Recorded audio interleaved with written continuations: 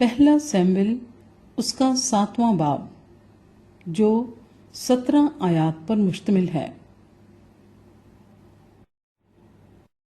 تب کریت یریم کے لوگ آئے اور خداوند کے صندوق کو لے کر امیناداب کے گھر میں جو ٹیلے پر ہے لائے، اور اس کے بیٹے الیعزر کو مقدس کیا کہ وہ خداوند کے صندوق کی نگہبانی کریں۔ سیموئیل اسرائیل کے امور سلطنت چلاتا ہے۔ اور جس دن سے صندوق کریت یریم میں رہا تب سے ایک مدت ہو گئی، یعنی 20 برس گزرے، اور اسرائیل کا سارا گھرانہ خداوند کے پیچھے نوحہ کرتا رہا۔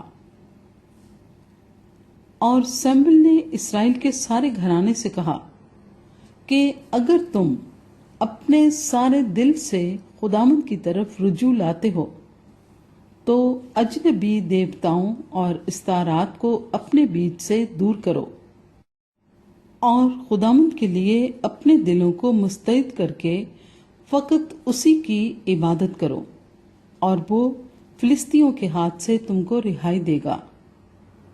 تب بنی اسرائیل نے بالیم اور استارات کو دور کیا اور فقط خداوند کی عبادت کرنے لگے۔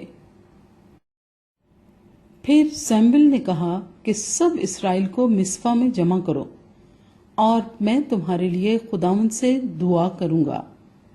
سو وہ سب مصفا میں فراہم ہوئے اور پانی بھر کر خداوند کے آگے انڈیلا، اور اس دن روزہ رکھا، اور وہاں کہنے لگے کہ ہم نے خداوند کا گناہ کیا ہے۔ اور سیموئیل مصفا میں بنی اسرائیل کی عدالت کرتا تھا۔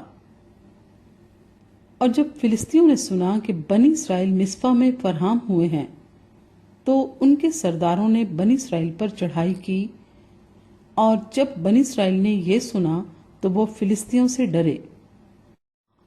اور بنی اسرائیل نے سیموئیل سے کہا کہ خداوند ہمارے خدا کے حضور ہمارے لیے فریاد کرنا نہ چھوڑ، تاکہ وہ ہم کو فلسطینیوں کے ہاتھ سے بچائے۔ اور سیموئیل نے ایک دودھ پیتا برا لیا اور اسے پوری سوختنی قربانی کے طور پر خداوند کے حضور گزرانا۔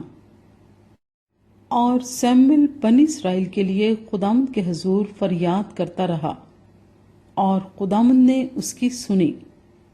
اور جس وقت سیموئیل اس سوختنی قربانی کو گزران رہا تھا، اس وقت فلسطی اسرائیلیوں سے جنگ کرنے کو نزدیک آئے، لیکن خداوند فلسطینیوں کے اوپر اسی دن بڑی کڑک کے ساتھ گرجا اور ان کو گھبرا دیا، اور انہوں نے اسرائیلیوں کے آگے شکست کھائی۔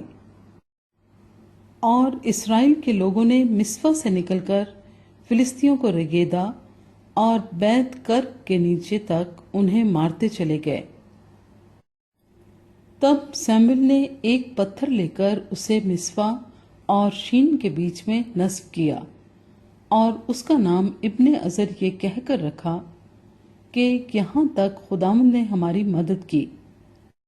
سو فلسطی مغلوب ہوئے اور اسرائیل کی سرحد میں پھر نہ آئے، اور سیموئیل کی زندگی بھر خداوند کا ہاتھ فلسطینیوں کے خلاف رہا، اور اکرون سے جات تک کے شہر جن کو فلسطینیوں نے اسرائیلیوں سے لے لیا تھا وہ پھر اسرائیلیوں کے قبضے میں آئے، اور اسرائیلیوں نے ان کی نواحی بھی فلسطینیوں کے ہاتھ سے چھڑا لی، اور اسرائیلیوں اور اموریوں میں صلح تھی۔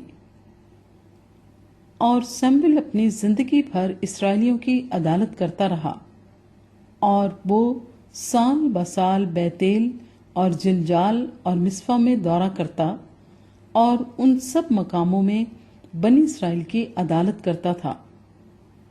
پھر وہ راما کو لوٹ آتا، کیونکہ وہاں اس کا گھر تھا، اور وہاں اسرائیل کی عدالت کرتا تھا، اور وہیں اس نے خداوند کے لیے ایک مذبح بنایا۔